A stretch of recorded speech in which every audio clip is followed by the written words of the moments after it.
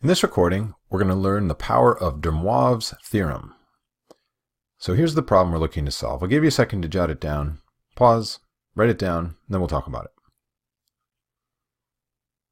Okay, so if you wrote this down, we want to evaluate z to the 7th power, where z is defined as the square root of 3 over 2 plus 1/2 I. We're going to express that answer in rectangular form.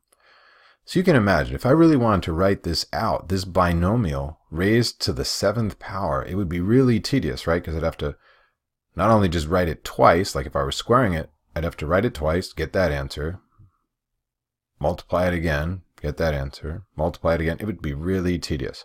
Turns out, through DeMoivre's theorem, there's a shortcut, and that shortcut is through complex polar. So Abraham DeMoivre was a French mathematician. He lived in the 17th and 18th centuries. And his contribution was this. He said, and I'll in a second show you how this works or how it came about. He said, if you have a complex number in polar form, for any integer n, if you raise that complex number to the nth power, you simply do this. Raise the radius to the nth power and multiply the angle by n.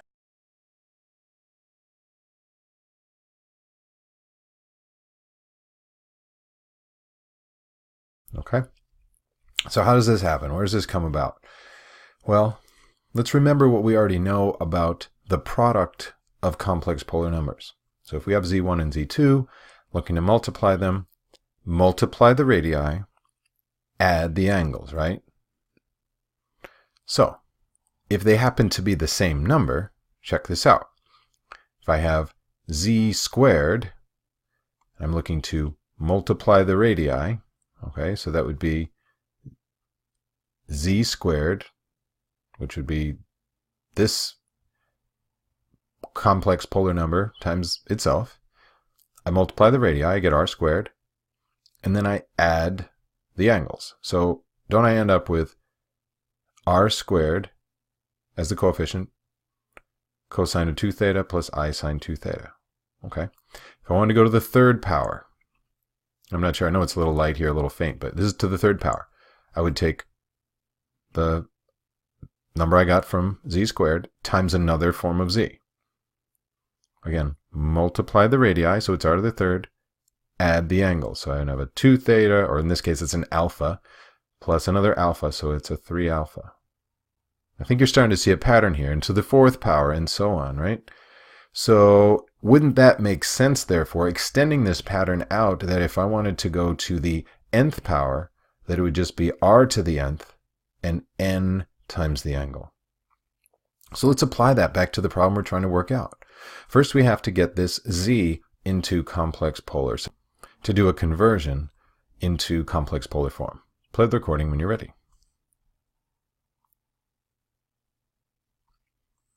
Okay, so hopefully you paused and worked this out. We need to find the r. Okay, again, r can be found by the square root of a squared plus b squared. Okay, so r is 1. Well, that makes it easy. Now let's find theta.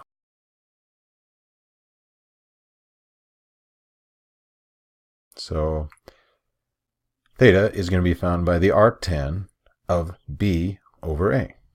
Let's go to our calculator.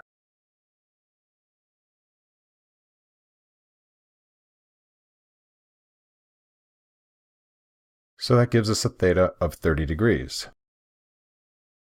Okay, so let's express this number now. We have z. Let me use a different color so I don't get mixed up. I'll use a red. Z, therefore, is defined as 1. Okay? So if I wanted to raise this to the 7th power, what did we say we would do? We would raise 1 to the 7th power, and then multiply the angle by 7. So now I just need to evaluate, well, obviously 1 to the 7th is easy stuff. And Cosine of 210 degrees, we can work that out using a calculator. Turns out it's negative 0.866 plus 0.5i. So our final form, okay, and I can check this if I like. Go to my graphing calculator.